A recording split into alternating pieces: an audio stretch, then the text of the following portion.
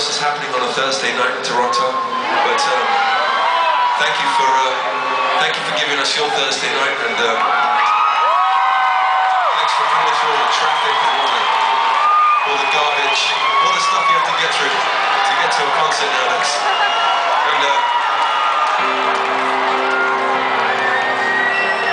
And anyway, this is the quiet part of the concert, and it's what our drummer Will is calling this the Michael Bolton tribute section. I think largely because of the singer's hairstyle, and sometimes when you're on tour for a year and a half you forget to cut your hair, and it becomes embarrassing, and you realise only when there's 4 50-foot screens showing it in front of 50,000 Canadians.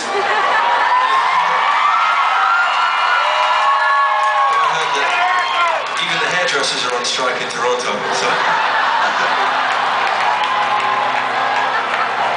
Anyway, here's one small song, and then after that it's one big song. Okay.